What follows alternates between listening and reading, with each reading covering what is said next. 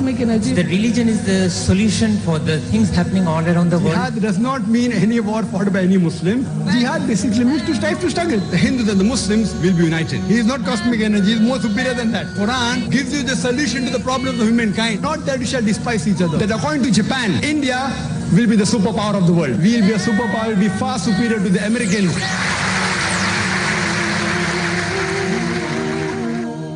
Alhamdulillah. Wassalatu wassalamu rasulillah wa ala alihi wa sahbihi ajma'in. Amma ba'd. A'udhu billahi minash shaitanir rajim. Bismillahir rahmanir rahim. ومن أحسن قولا ممن دعا إلى الله وعمل صالحا وقال إنني من المسلمين. رب اشرح لي صدري ويسر لي أمري واحلل عقدة من لساني يفقهوا قولي. You are most welcome to ask any questions on Islam and comparative religion, or any question which a non-Muslim may have posed you and you are unable to reply. If there any question, they're most welcome, brothers and sisters. Assalamu alaikum, brother. One of my non-Muslim friend asked me this question, that Surah Rahman, chapter number 55, verse number 26 or 27, everyone will perish and there will remain the face of your Lord. Or some places like Allah is a seer and hearer. This contradict that Allah is form. This is the question that in Surah Rahman chapter 55 says that everything will perish except the face of Allah. Quran is the wajh of Allah. Does this contradict that Allah has a form? Sister, you have to realize between these two things that whether Allah subhanahu wa ta'ala has a wajh, Quran says he has a wajh, he has a face, he has a face. But we cannot make an image of Allah subhanahu wa ta'ala. We cannot make a form of Allah, but Allah has a wajh. Quran says Allah has a face, he has a face. Quran says Allah has a hand, he has a hand. How he has, like yours or mine, it is different altogether. Quran says in Surah Shura, chapter number 42, verse number 11, that Allah subhanahu wa ta'ala sees and hears. But his seeing and hearing is different like the way you and I hear. We may require sound waves, we may require a medium. Allah subhanahu wa ta'ala, how he hears, Allahu alam. So Allah subhanahu wa ta'ala has a form. We cannot make an image of Allah subhanahu wa ta'ala. We can't make a photograph, we can't make a sculpture. And no man can see Allah subhanahu wa ta'ala in this world. Akhirah, after we die, that's a different question. After we die, inshallah, when you go to Jannah, we'll see the wajh of Allah subhanahu wa ta'ala, the various hadith talking about it. And we would love to see the wajh. But in this world, we cannot see Allah subhanahu wa ta'ala in this world. In this life, we cannot see. No one can. And if you see in the Quran, Musa alayhi salam, he said that I want to see Allah subhanahu wa ta'ala. Allah said, okay, look at the mountain. I'll just show just one of my nur to the mountain. And Musa alayhi salam was looking at the mountain and the mountain fell down to utter ruin. And seeing that, Musa alayhi salam fainted. He didn't see Allah subhanahu wa ta'ala. Just by showing a glimpse of nur to the mountain came down to utter ruin. And looking at the mountain, Musa alayhi salam fainted. So the point to be noted, sister, we cannot see Allah subhanahu wa ta'ala. But regarding does Allah have a form, like has a face, has hand? Yes, he has. How? We don't know. Allah alam. That we'll wait, inshallah, in the akhirah. Inshallah, pray that we go to Jannah, inshallah, and then we'll meet him and receive, inshallah. Hope that answers the question, sister. Any brother have any questions? Assalamu alaikum. Wa alaikum assalam wa rahmatullahi wa barakatuh. Zakir, on an individual level, we can do dawah and we can call people towards truth and patience. But on a collective level, as a Muslim, what best we can do at this time of crisis when we are being criticized for the bomb blasts and other terrorist activities? Thank you. Well, that was the question that individually we do dawah. It's a fard. Collectively we do. But now seeing the situation where Muslims are being criticized for bomb blasts, what should we do? See, we should, alhamdulillah, propagate the teachings of Allah and His Rasul. One thing we should realize, that Quran clearly states in Surah Ma'idah, chapter number 5, verse number 32, that if anyone kills any other human being, whether it be a Muslim or non-Muslim, unless it be for murder or for creating mischief in the land, creating corruption in the land, it is as though he has killed the whole of humanity. And if anyone saves any other human being, it is as though he has saved the whole of nation. So here we realize that killing any innocent human being in Islam is haram. So we as Muslims, it is our duty to tell to the world, to propagate the teachings of the Quran, that killing any innocent human being, whether Muslim or non-Muslim, is haram. That's what the Quran says. And there may be certain Muslims who may have the wrong intentions or may be indoctrinated in the wrong thing, thinking that killing is right. There may be certain Muslims who may think that fine, that some people who may be brainwashed by certain people, that if we do these things, we go to Jannah. So here we analyze that whatever wrong has taken place, we as Muslims, if we have to retaliate, we have to retaliate according to the Quran and Sunnah. We can't kill any innocent human being. So in Islam, whether it be the 11th September that took place in New York, whether London bombing or whether Bombay bombing, all these things, no Muslim scholar who has the knowledge of Islam will ever say killing innocent people is right. But there are some people who indoctrinate the Muslims, maybe catching scapegoats, and some may start thinking, okay, if we kill, we're retaliating, we'll go to Jannah. So this is the fallacy, which we as Muslims should make it very clear, that killing innocent human being is haram. Anyone, whether Muslim or non-Muslim. So unfortunately, we realize that the Muslims, they get swayed. So in these times of crisis, we have to propagate the teaching of Quran and Sunnah, that killing innocent people is haram. Where there is a war taking place in Palestine, where the people are being killed, at that time, if they retaliate against the army, that's a different case, which we as Muslims we supported.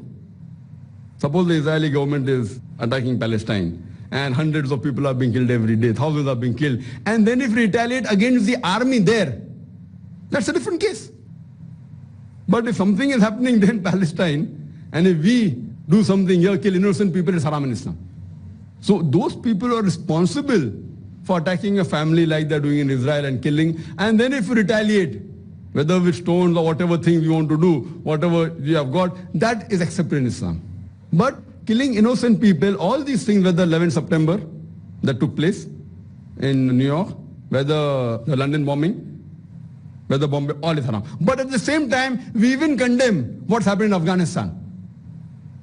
The thousands of people killed in Afghanistan by USA is also haram. What happened in Iraq, where thousands of people are killed, even that is wrong. So we condemn it. We don't have to support the act. What is wrong, whether Muslim or non-Muslim does. We don't know who's involved in the Bombay bomb blast. There may be Muslim, maybe, I don't know. But whoever did it, whether Muslim or non-Muslim, it is against the Quran. Innocent people being killed, more than 200 people were killed, more than 600 people were injured. Whether Muslim did or non-Muslim did. Whether Muslim died or non-Muslim died, it is haram. There were many Muslims who died in the bomb blast. But even if Muslims would not have died, it is haram. Because these people in the train of innocent people. So killing innocent people in Quran and Hadith is haram. We cannot justify that someone did something wrong. If suppose George Bush killed people in Afghanistan, 5,000 people or whatever, 10,000 people, whatever the number may be, we are not justified in killing innocent people in Bombay. That's not Islam. So in Islam we have to realize, in this time there are such situations, we Muslims should propagate the correct teachings of Islam. And very shortly I'll be going for a talk in London, series of talks next week inshallah, after that on Wednesday. On these topics there will be several talks that will be there of mine inshallah, in Birmingham, in London, in Manchester, and Glasgow, Cardiff. The title is Educating the Educators. The title of the tour is Educating the Educators. How do you educate them? So unfortunately we realize that we should not become scapegoats to the wrong thing. What's happening is wrong, is wrong. We Muslims have been targeted, but we can't take the law in our own hand. We can't go against the Quran and the Sunnah. So that's very important. So unfortunately, these times of crisis, what happens, that if innocent Muslims are being picked up, when they come out, they become easy targets.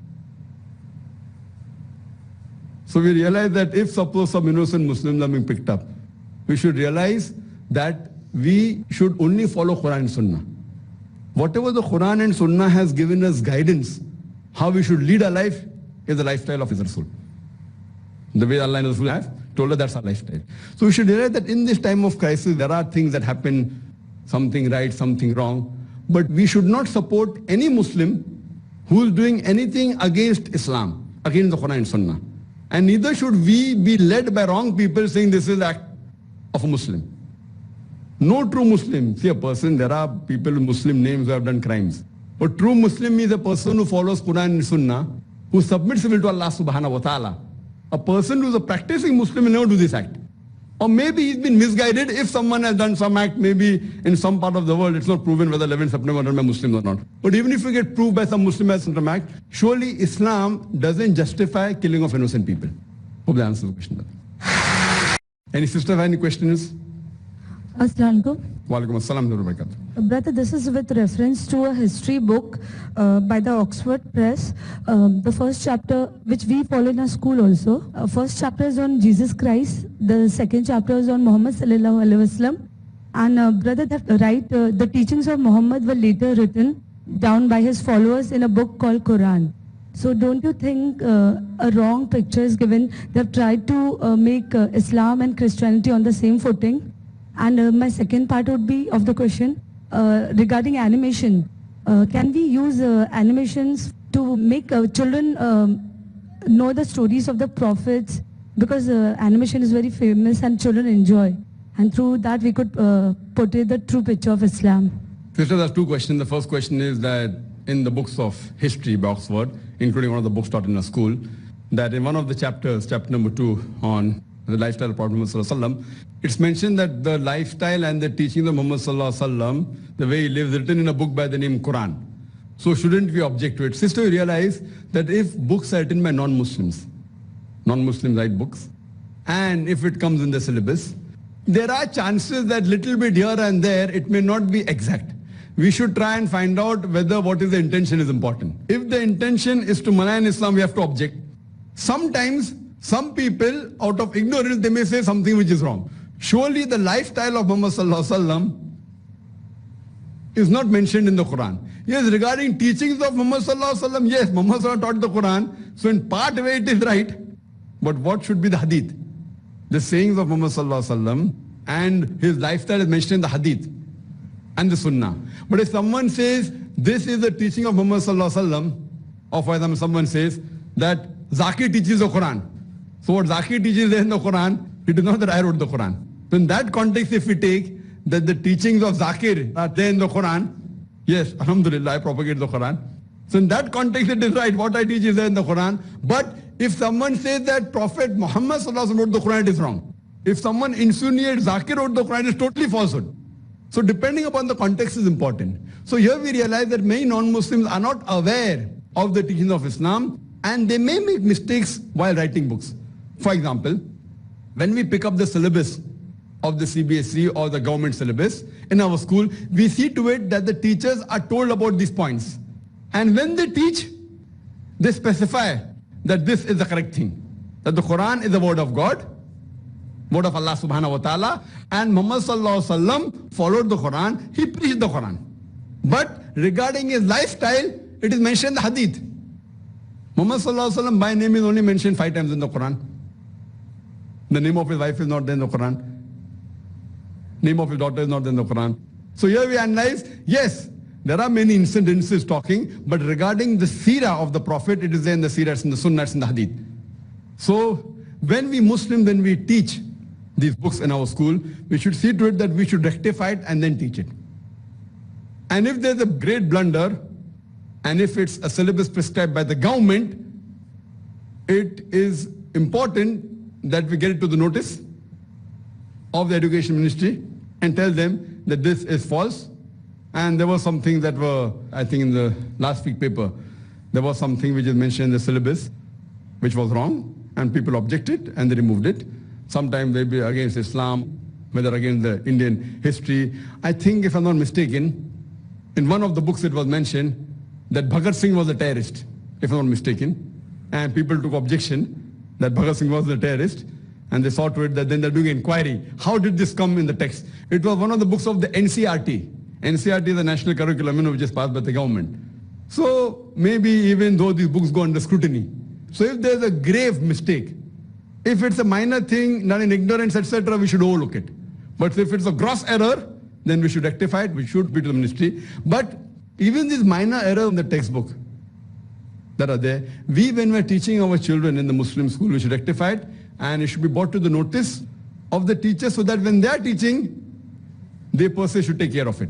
As per your second question, that animation attracts children, etc. Can we use animation? See, animation per se, it comes in the same category as painting, advanced painting you can say. With animation also you construct. But as a general rule, painting, sculpture, idol worship, animation per se is haram. Generally. But natural animation of human beings and living creatures like animals, etc., not about other things. animation in terms of architecture, etc. is allowed. But if animation is done for the children, there are hadiths in which the Prophet permitted children to play with dolls also. And the hadith in Sahih Bukhari, Abu Dawud, where the Prophet said that for the children, dolls also permitted, even for the mothers. Therefore, the fatwa by great scholars that for the children and for the teachers and for the mothers, while teaching children, they can utilize these things for the betterment of the child.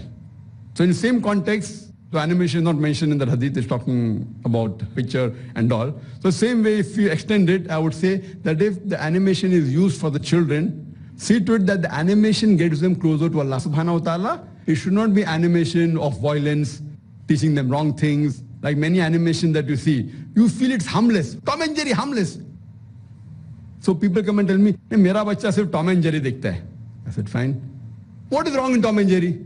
What is wrong? There's a hidden message. He goes to the girlfriend, he goes and flirts out. So actually, indirectly, the children are getting educated that we have to flirt. We should have a girlfriend. So most of the cartoons, if not 100%, majority of them, they have teachings which are against Islam. Indirectly. They talk about violence. They have values which are un-Islamic. On the face of it, it looks very goody-goody. The other things are wrong, but these Tom and Jerry and this cartoon, etc. So the language that is there. So we can have Islamic cartoons and animations. And we have many, mashallah, in IRF, which can be taken on a free hire. So these animations which are Islamic, which has a message, which takes a person closer towards Allah subhanahu wa ta'ala, these animations are permitted, sister. Hope that answers the question. Any sisters have any questions? Assalamu alaikum. Walaikum assalam wa rahmatullahi wa barakatuh. Brother, Buddha predicted the coming of Maitreya, and if it's Muhammad sallallahu alaihi wasallam, then why did he propagate a monastic way of life?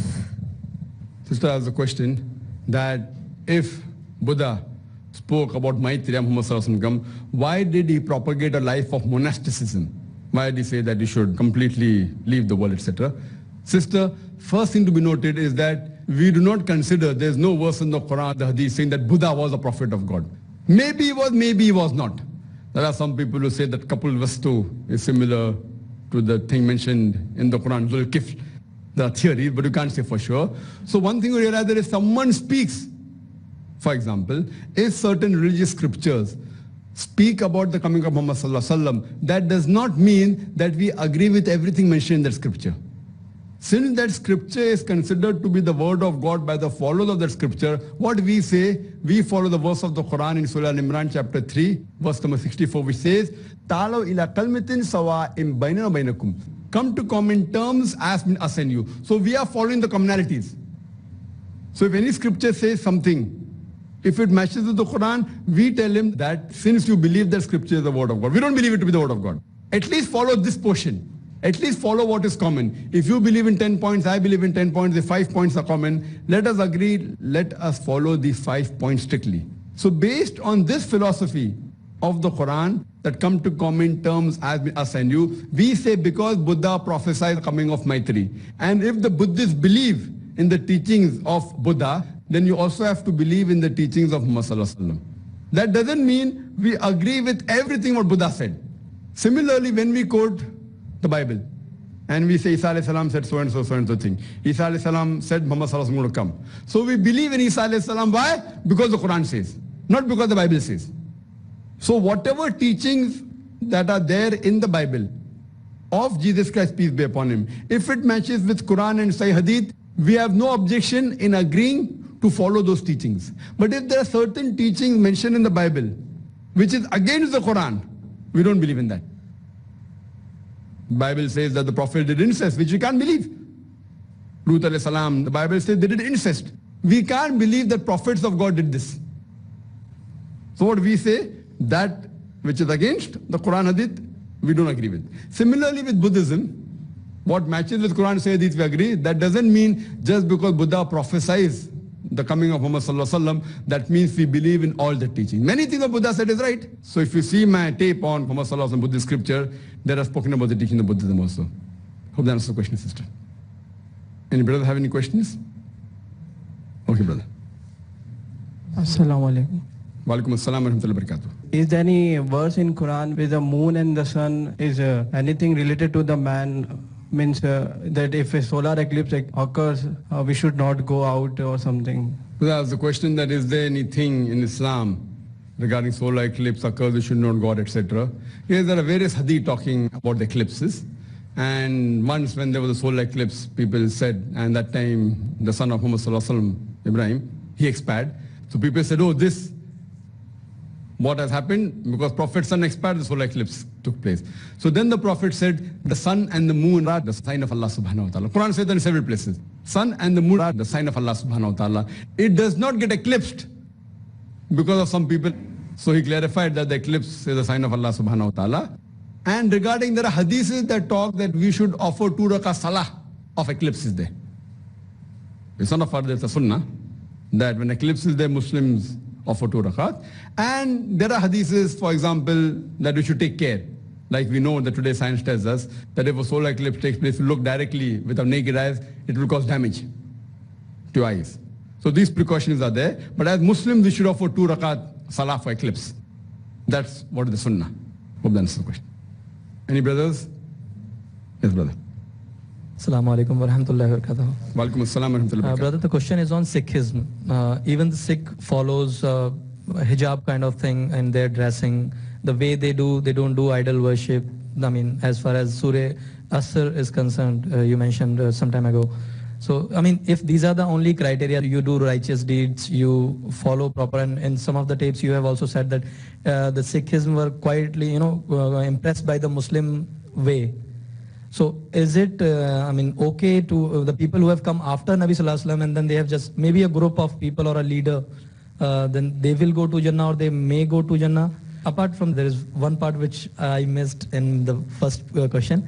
Can we do Hajj Badal for the people who have, not in this world? Maybe for your parent or your father? Yes, you can do. Person, if he has not done Hajj and if you want to Hajj Badal in his name, maybe your father, maybe your mother, you can do. That's possible. As far as the main question is concerned, that in Sikhism, they don't do idol worship, they have hijab. So if you follow the Sikhism life, people who have come after Muhammad Sallallahu Alaihi Wasallam, will they go to Jannah? Brother, I mentioned 4 criteria for anyone to go to Jannah. Iman, righteous deeds, exhorting people to truth, exhorting people to patience and perseverance. In Iman, there are various subcategories of Iman. You have to believe in Allah subhanahu wa ta'ala, that is Tawheed. You have to believe in Muhammad Sallallahu Alaihi Wasallam. So if you say that someone has come after Muhammad Sallallahu Alaihi Wasallam and then he has Iman, he has to believe in Muhammad Sallallahu Alaihi Wasallam. So after Muhammad Sallallahu Alaihi Wasallam, one of the Iman is after believing in Allah subhanahu wa ta'ala, you have to believe in the prophets of Allah subhanahu wa ta'ala. All the prophets you have to believe. If you are living today, you have to believe that there is one Allah subhanahu wa ta'ala and Prophet Muhammad sallallahu alaihi wasallam is the last and final messenger of Allah subhanahu wa ta'ala. And believe in the teachings of Quran. So once you believe in Allah and His messenger, but naturally you have to believe in Quran and say Hadith. You can't say I believe in Allah and His messenger but I will not follow the Quran. That means it is only a superficial or pseudo belief in Allah. So that is the reason when all these prophecies came, whether of Buddha and all the other, whether mentioned the Christian scripture, Jewish scriptures, about the coming of Muhammad sallallahu alaihi wasallam, it includes you have to follow the teaching of Muhammad sallallahu alaihi wasallam. So once you follow the teaching of Muhammad sallallahu alaihi wasallam, you have to follow Quran and Sahih Hadith. Hope that answers the question.